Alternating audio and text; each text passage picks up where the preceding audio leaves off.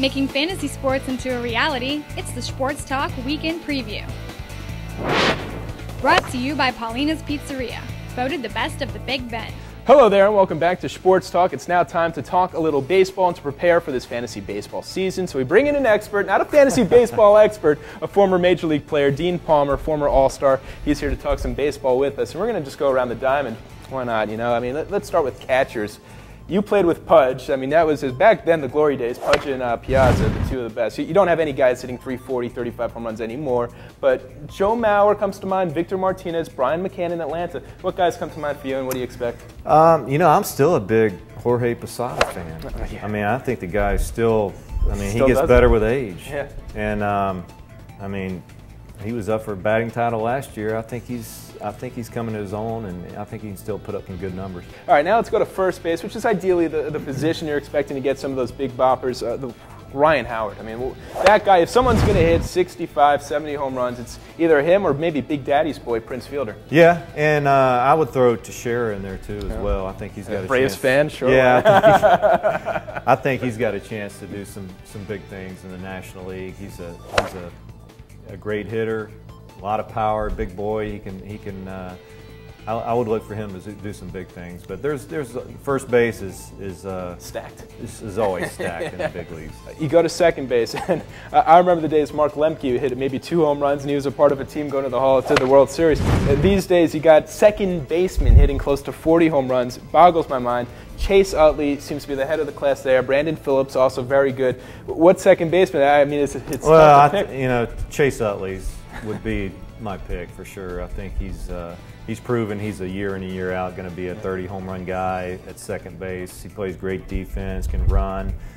He's a complete player, and I mean he's a MVP. He could possibly go out and win MVP, no doubt. So. Yeah, I would say Chase Utley. 3 guys on that team that might win the MVP. Jimmy Rollins, Ryan Howard, and then him. It's really, that's the scary part. As a Braves fan, as a Mets fan, that's what we're a little concerned about. Shortstop now, and I guess really when you were playing it maybe changed a little bit with Cal Ripken being the first big guy able to play shortstop, and obviously he went on to have a Hall of Fame career. These days, it's normal to hit 25 home runs. Hanley Ramirez, I mean, this is a guy who goes under the radar, playing in Miami. Not many people get to watch him play, which is a shame because he puts up some unbelievable numbers. And then obviously Jose Reyes, you have to mention Jimmy Rollins, those guys. And wait, we forgot some, Derek Jeter, I think, plays? Derek Jeter, yeah, he's a pretty good one too. Yeah, you know, to me, just watching Reyes, exciting player, can do it all. I think he'll even hit for more power as he gets older. Yeah, he has that.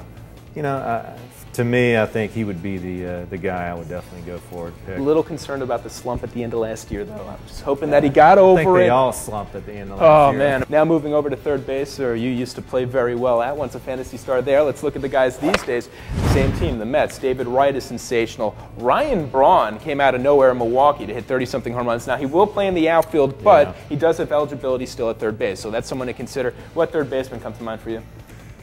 David Wright. I love the way he plays the game. I think he's a good all-around player.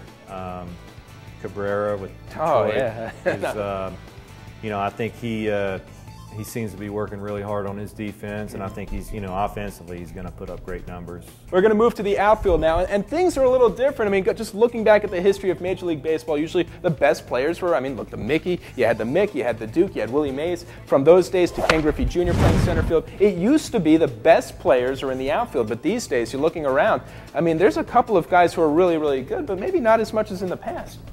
Yeah, I think, you know, it seems like now you get all the power guys at the infield. The corner positions. The corner positions, and but there's still some pretty good talent in the outfield these days. Magglio Ordonez, he's probably the sweetest swinging right-handed swing I've ever seen in my life, and I could watch that guy every night hit. Yeah. And just a pure hitter, you know, doesn't try to do too much in certain situations.